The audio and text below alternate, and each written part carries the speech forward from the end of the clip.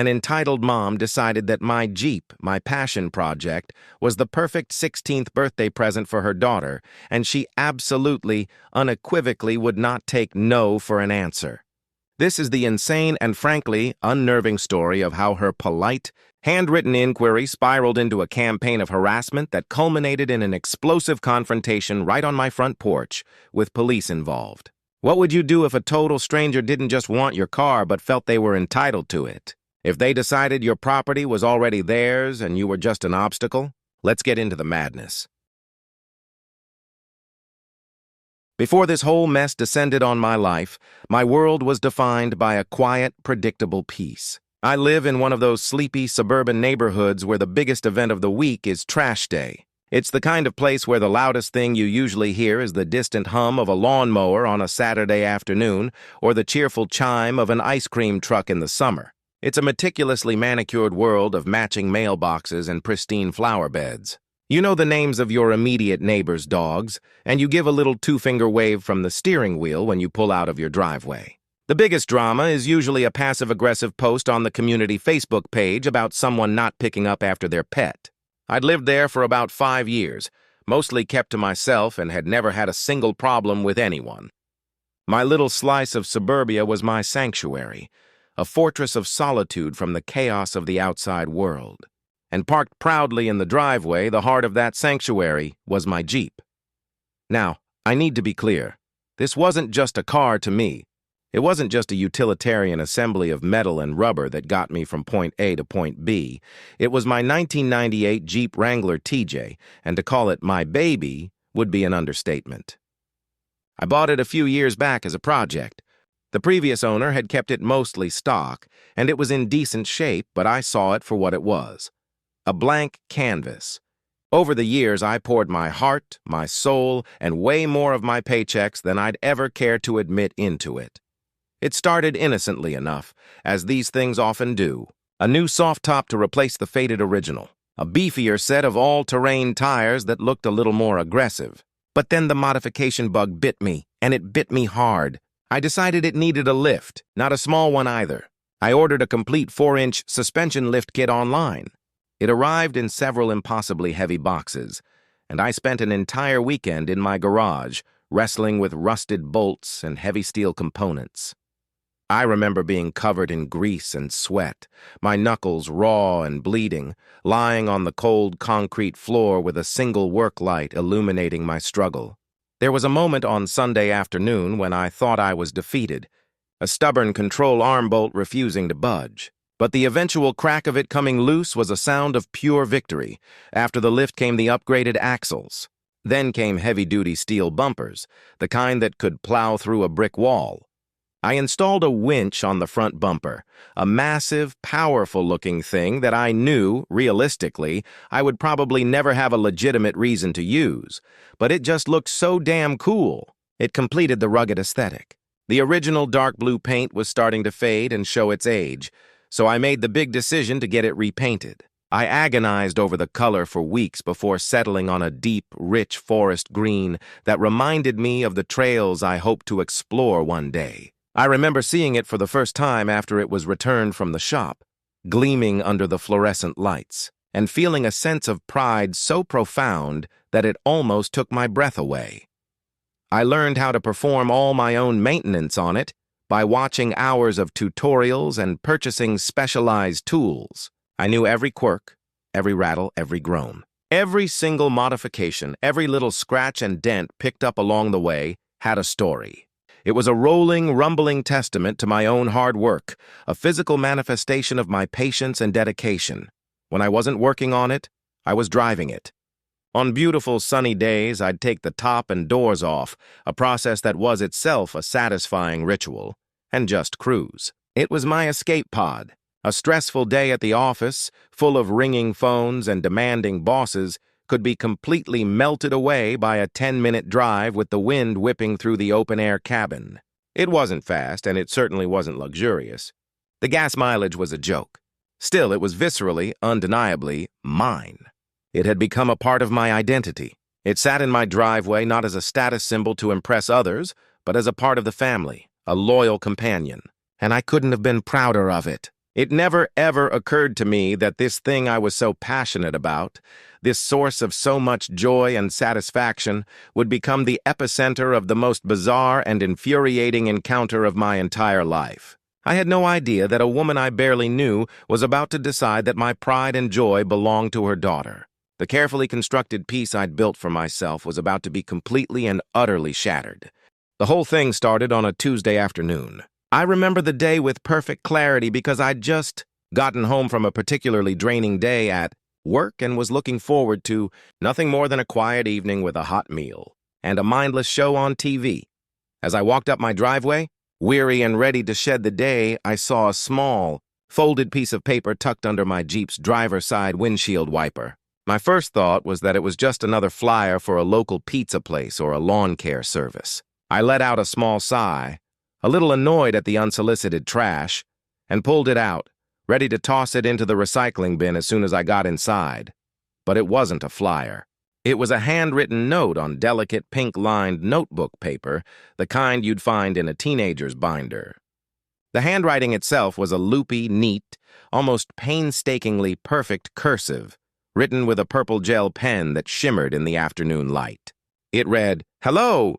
My name is Karen, and I live a few streets over in the new development. My daughter Brittany is turning 16 in a few weeks, and she is absolutely in love with your green Jeep. She sees you drive by sometimes, and she goes on and on about how it's her absolute dream car. We're looking to get her a very special first car for her birthday, and I was just wondering if you might be interested in selling it. It would just make her entire year. Please let me know. My number is..." And there it was, a local number scrawled at the bottom. I read it once, and then I reread it, a slow smile spreading across my face. I literally looked up and down the street, half expecting to see a camera crew and be told I was on some hidden camera prank show. A stranger leaving a note asking to buy my very not-for-sale, heavily customized Jeep for her kid. The whole situation was utterly surreal. My first reaction wasn't even anger. It was a bizarre cocktail of being flattered and deeply confused. On the one hand, it was cool that a teenager, and presumably her mom, appreciated my work. But on the other hand, who does that? Who picks a specific privately owned vehicle off the street and decides they want to buy it, as if they're pointing at a lobster in a tank? It felt incredibly forward and strangely out of touch with reality. My mind was racing through a dozen different scenarios. Is this serious? It has to be a joke. Maybe it's one of my buddies playing a prank on me. After a minute of standing there in my driveway, just staring at the pink piece of paper, I just chuckled to myself. I carefully folded the note back up, walked inside, and placed it in the recycling bin. My decision was immediate and straightforward. I would ignore it. There was no "for sale" sign on the Jeep. It was obviously a personal vehicle, a passion project. I figured that engaging at all, even with a polite "no thanks," would just encourage a conversation I had absolutely no desire to have. To me, the matter was closed. It was a weird little anecdote I might tell a friend over a beer later. I assumed this Karen would get the hint when I didn't respond and would move on, finding a suitable car for her daughter on Craigslist or a dealership lot like a normal person. Oh, how wrong I was. I had seriously, gravely underestimated the sheer, relentless power of an entitled parent on a mission. That crumpled pink note wasn't the end. It was just the very beginning. A few days passed, and life returned to normal. The sun rose, I went to work, and I came home. The pink note was utterly forgotten, a strange but fleeting moment that had dissolved back into the routine of everyday life. Then on Friday evening, I came home after stopping for groceries, my arms full. As I walked toward my front door, I saw it. Another piece of paper on my windshield. This one wasn't a delicate pink note. It was a plain white business envelope sealed with Jeep Owner written on the front in the same loopy cursive. The note inside was on plain white paper, and the tone was different. "Hello again," it started, the friendly pretense already wearing thin. "I'm not sure if you saw my last note from Tuesday. As I said, I am very serious about buying your Jeep for my daughter's 16th birthday. It is the only thing she has asked for, and as her mother, I want to make her dream come true. You can really make a young girl's life. Please call me to discuss your price. This is very important." Okay, the quirky friendly neighbor act was gone. This one felt demanding, insistent. My initial amusement curdled into annoyance. This wasn't a funny story anymore. It was quickly becoming a nuisance. Who was this woman? I threw the note away again, this time with a lot more force, but now I was just irritated. I decided to double down on my strategy of ignoring her. Indeed, 2 unanswered notes would convey the message. It was a clear, if silent, no. The next morning, my phone buzzed on my nightstand. It was Saturday, my day to sleep in. I groggily reached for it, assuming it was a notification or a message from a friend. It was a text from a number I didn't recognize. A cold pit formed in my stomach as I read the preview. "This is your neighbor Karen from down the street. I'm the one who left the notes on your Jeep. I see you've been home, so I know you've gotten my messages. I really need to talk to you about the car." She had my phone number. A genuine chill went down my spine. How? How did she get my number? Did she look me up in some online directory using my address? Did she ask a neighbor for it? The thought that one of my neighbors might have given out my private information was unsettling. The situation had just crossed a central, undeniable line. This had gone from my driveway, my public-facing space, to my personal phone, my private line of communication. I felt like my privacy had been totally and completely invaded. My irritation was rapidly escalating into genuine concern and a hint of fear. I knew I couldn't ignore it anymore. This woman was not going to stop. I had to shut this down, clearly and firmly. I took a deep breath, sat up in bed, and typed out a reply, making a conscious effort to be polite but unmistakably firm. "Hi," I wrote. "Thanks for your interest in my Jeep, but it is not for sale. I have no intention of selling it now or in the future. I hope your daughter has a great birthday and finds a wonderful first car." I hit send, feeling a small sense of relief, hoping that this direct and unequivocal refusal would finally be the end of it. The response was almost instantaneous. My phone buzzed again before I could even set it down. "Oh, everything is for sale for the right price," her text read, accompanied by a winking emoji that felt more like a threat than a friendly gesture. "Don't be silly. What's your number? I'm sure we can work something out that makes us both happy." I just stared at the screen, my mouth slightly agape. The audacity was simply breathtaking. I had just given her a direct, polite, and unambiguous no, and she had treated it like it was merely the opening gambit in a negotiation. I replied immediately, my politeness evaporating. "I'm sorry, but you're mistaken. It's not about the price. The car holds a great deal of sentimental value, and I am not planning to sell it.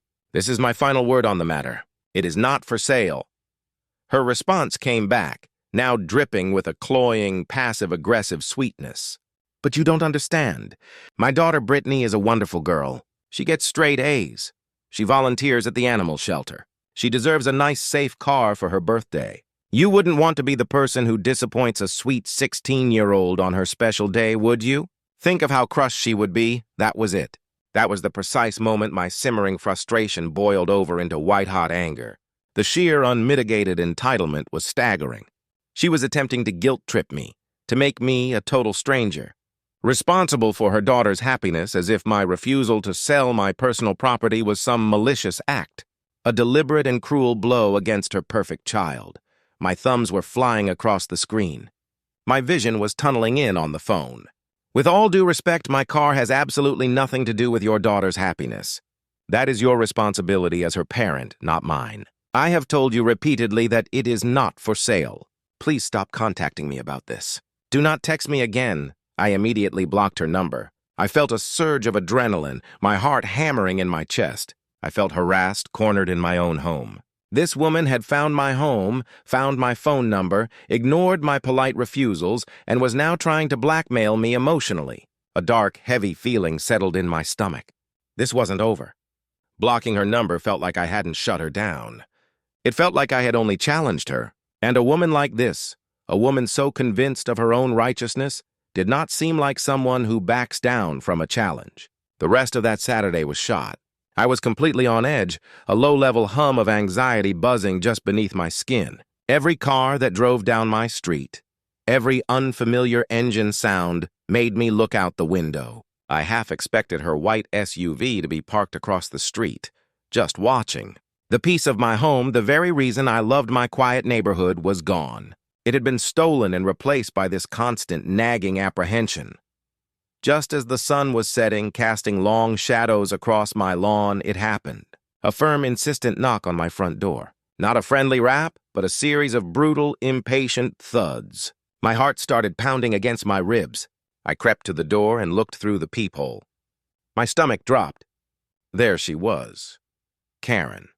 She was in her late 40s, I guessed, with a severe blonde bob haircut that looked like it had been sculpted with a laser. She was wearing expensive-looking athletic wear that appeared to have never been worn in a gym. Her arms were crossed tightly over her chest, and she was tapping her foot impatiently on my welcome mat. I took a second, leaning my forehead against the cool wood of the door, and composed myself. I had to face her. This was my property. She was the one who was entirely out of line. I unlocked the deadbolt, turned the handle, and opened the door, but only part way, keeping my body in the opening to block the entrance. "Can I help you?" I asked, my voice coming out colder and harder than I intended. A huge, fake, toothy smile spread across her face. "Hi, I'm Karen. We texted earlier," she chirped, her voice gratingly cheerful, as if we were old friends catching up. "I figured since you stopped responding, it would just be better to talk in person. Texts can be so impersonal, don't you think?"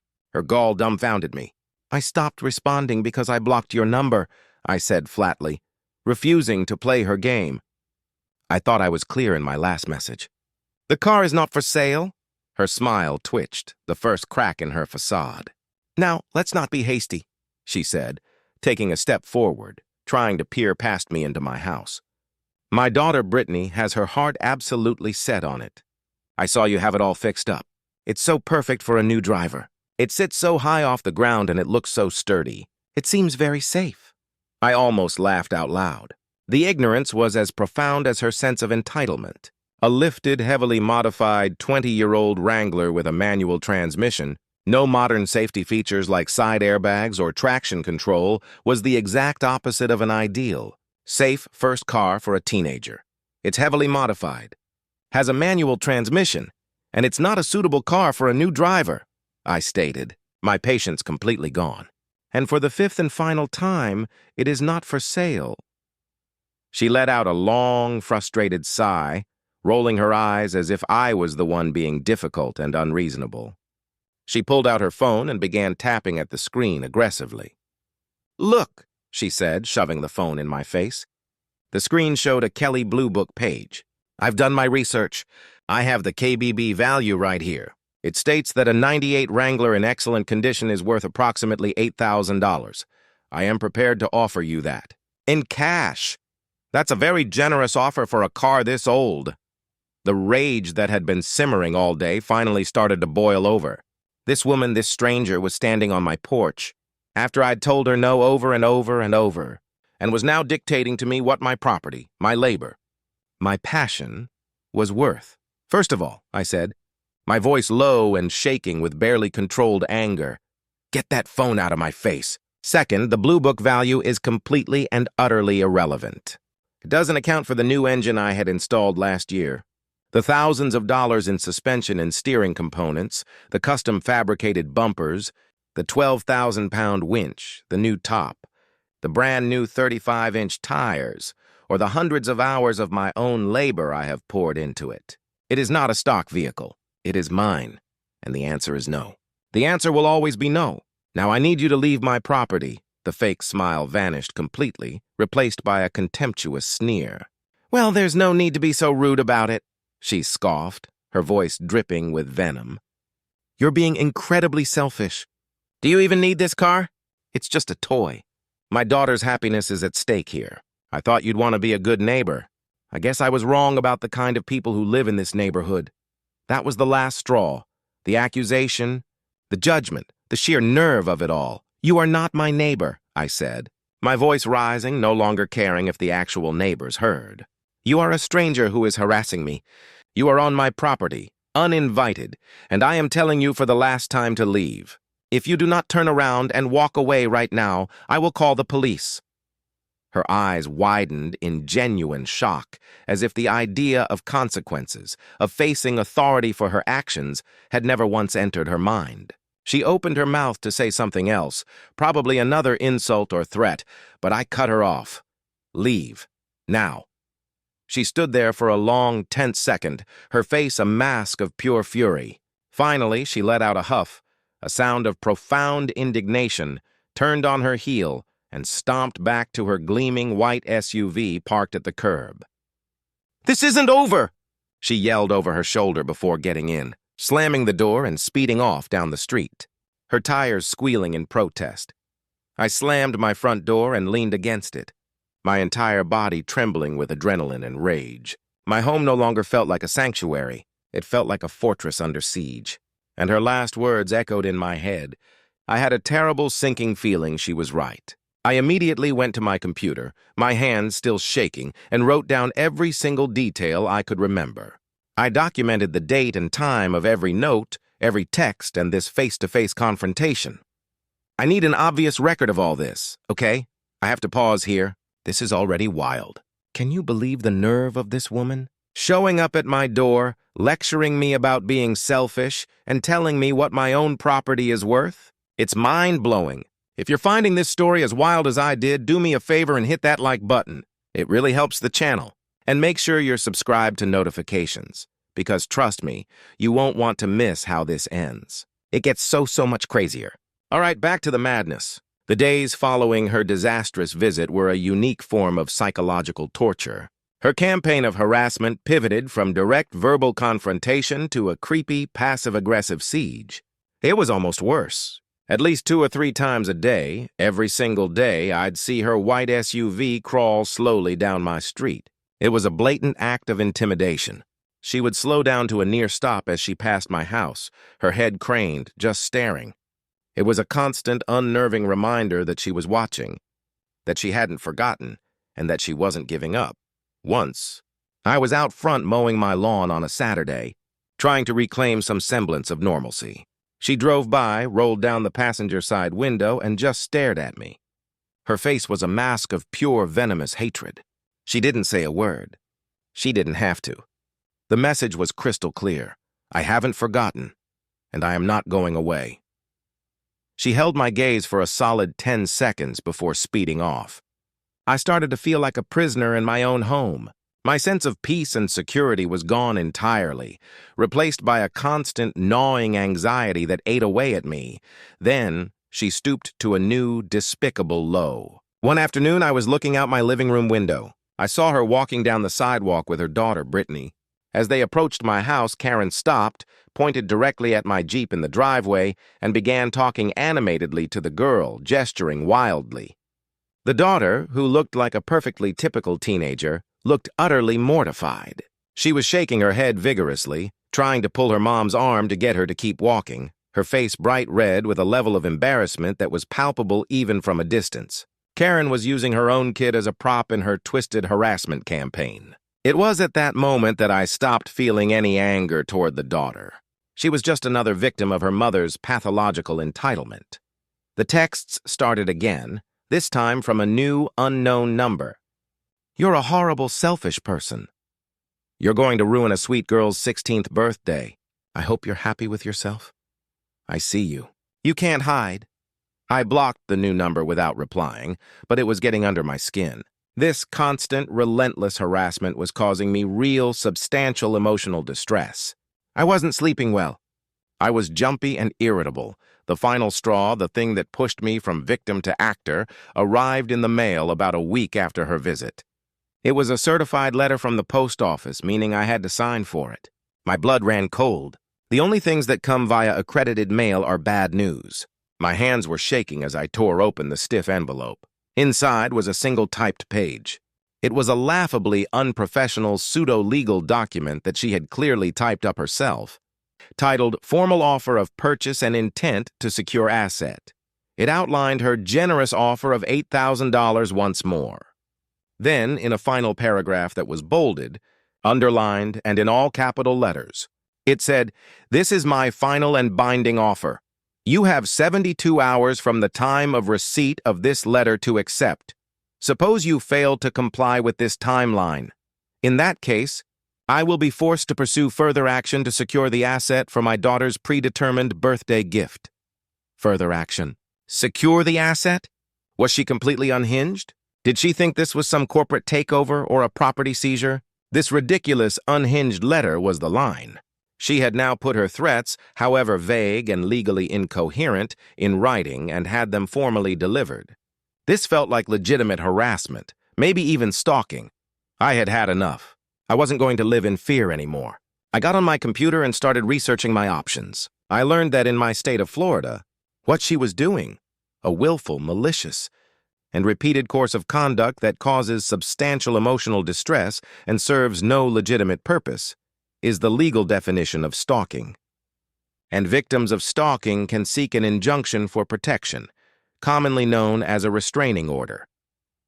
My research led me to the website for the state attorney's office. I called the number for victim services and, to my surprise, was connected with a very helpful paralegal. I explained the entire situation, from the first pink note to the certified letter I was holding in my hand. She listened patiently. When I was finished, she said, "Sir, what you're describing is absolutely a pattern of harassment.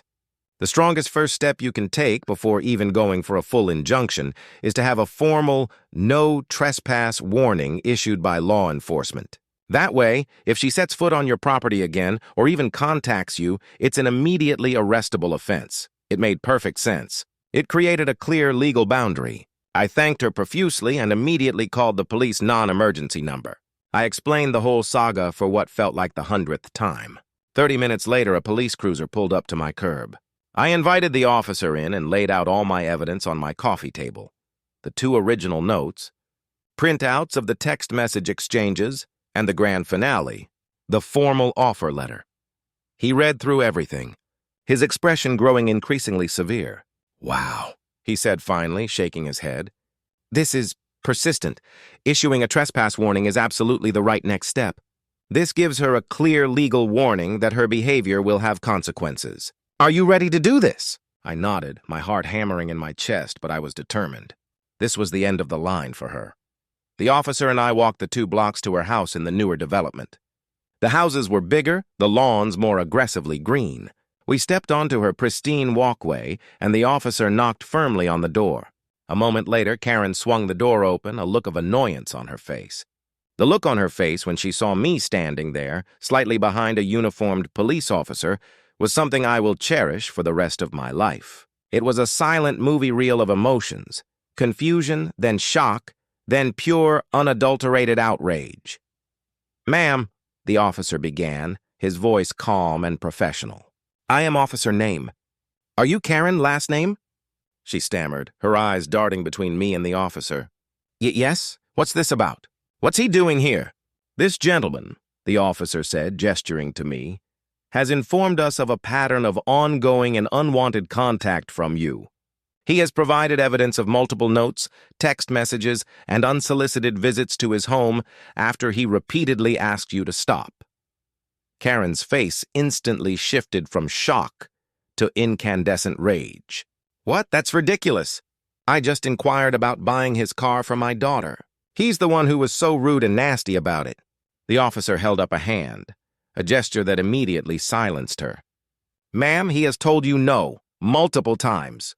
You then proceeded to harass him via text, you came to his home uninvited, and you sent him this," he said, holding up a copy of the certified letter I had given him. "This letter contains threatening language. This pattern of behavior constitutes harassment. This is unbelievable. He is harassing me," she shrieked, pointing a trembling manicured finger at me. "He is trying to ruin my daughter's 16th birthday." At that exact moment, the door opened wider and her daughter, Brittany, peeked out. She saw the police officer. She saw me. She saw her mother's contorted face, and her own face just crumpled in utter humiliation. She let out a small gasp and ducked back inside, slamming a door somewhere in the house. "Ma'am, you need to listen to me very carefully," the officer said, his voice now a stern, no-nonsense tone. "As of this moment, you are being issued a formal trespass warning for Mr. My Name's property at my address. This means you are not to set foot on his property. You are not to approach him. You are to have no further contact with him whatsoever. No calls, no texts, no letters, no drive-bys. No contact of any kind, direct or indirect. If you violate this warning in any way, you will be arrested and charged with stalking. Do you understand?" The color drained from her face. The reality, the legal finality of the situation, finally crashed down on her. She had lost. Publicly. Humiliatingly. Her mouth opened and closed a few times like a fish gasping for air. "I need a verbal confirmation that you understand." "Ma'am," the officer pressed, his gaze unwavering. Finally, she managed to choke out a single venomous word, her voice raspy with fury. "Yes, good," the officer said crisply. "Have a nice evening." He turned and we walked away, leaving her standing there in her doorway, wholly and utterly defeated. As we walked back toward my house, a muffled shriek of pure, impotent rage erupted from inside her home. It was the sound of karma, special delivery. Walking back to my house in the twilight, I felt like a massive, invisible weight had been lifted off my shoulders. The air seemed lighter, easier to breathe. The constant, grinding anxiety that had been my unwelcome companion for weeks was finally, blessedly gone. I was still shaking a bit from the adrenaline of the confrontation, but underneath it was the profound, grounding feeling of being safe again. "You did the right thing," the officer said as we reached my driveway. "People like that, they just keep pushing and pushing until they hit a solid wall. You just gave her an excellent legal wall. If she so much as breathes in your direction again, call 911 immediately. Don't hesitate." He handed me a small card with the report number on it. I thanked him for what felt like the 10th time, and he drove off into the night. I stood alone in my driveway for a long time, just breathing in the cool evening air. I looked at my house, and it felt like my sanctuary again. I looked at my Jeep, no longer a source of conflict and anxiety, but once again my passion project, my pride and joy. The siege was over. I had faced the dragon, and I had won. The next few days were blissfully, beautifully silent. No white SUVs crawling down my street, no texts from strange numbers, no bizarre letters in my mailbox. The peace wasn't just an absence of harassment. It felt real, earned. About a week later, my next-door neighbor Bob, a retiree who spent most of his days gardening, waved me over to the fence. "Heard you had a bit of a commotion the other night," he said, his eyes twinkling with neighborhood gossip. "Saw the police car over at the white SUV house. Everything all right?" I gave him the condensed version of the story. He just shook his head slowly and let out a low chuckle. "Doesn't surprise me one bit," he said, leaning conspiratorially over the fence.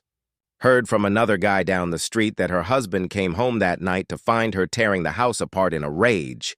Apparently, he was absolutely furious. Not about the car, but about her getting the police called on them. He was screaming about how she had embarrassed the whole family, something about his reputation in the community. Haven't seen that white SUV since Tuesday. Word is he made her go stay with her mother for a while to cool off." I couldn't help but let a wide grin spread across my face. It was the perfect epilogue. Her own obsessive entitlement had not only resulted in a public humiliation at the hands of law enforcement, but had also led to consequences within her own family. The fallout was entirely and satisfyingly all her own doing. In the weeks and months that followed, life really did return to normal, or perhaps a better version of it. The story of Jeep Karen became something of a neighborhood legend, a cautionary tale whispered between neighbors about unchecked entitlement and the importance of minding one's own business. I never saw Karen, her daughter, or the white SUV again. I heard through the grapevine, Bob, of course, that Brittany ended up with a sensible, boring, beige-colored used sedan for her 16th birthday. There was a certain simple, beautiful poetry to that. She got a car, just not the one her mother tried to hijack. Looking back, the most significant lesson I learned from the entire ordeal was the profound importance of setting firm, unambiguous boundaries. My first instinct was to be polite, to ignore the problem, to hope the weirdness would burn itself out and go away. But with people like Karen, politeness is perceived as weakness, and silence is seen as an invitation to push harder. I learned that you cannot be afraid to say no clearly and loudly without apology or justification. And when that no isn't respected, you cannot be afraid to use the systems and tools in place to protect your peace and your property. Sometimes a legal wall is the only kind of wall certain people will understand. My deep forest green Jeep is still sitting proudly in my driveway. But now, when I look at it, it's not just a vehicle. It's also a symbol of standing my ground. Every time I get in it and turn the key, hearing that familiar rumble, I feel a small but potent sense of victory. A few weekends ago, I took the top and doors off and went for a long, peaceful drive down some country roads. The sun was shining, the wind was whipping through the cabin, and my phone didn't buzz once with a text from an unknown number. The Jeep and my peace were finally completely mine again. So that's the story. What would you have done in my shoes? How would you have handled Karen's escalating demands? Please let me know in the comments. I'm genuinely curious to hear your take on it. And if you enjoyed this saga, make sure you're subscribed, because the story about my homeowners association trying to dictate the color I could paint my own front door is a whole other can of worms. Thanks for watching, and I'll see you in the next one.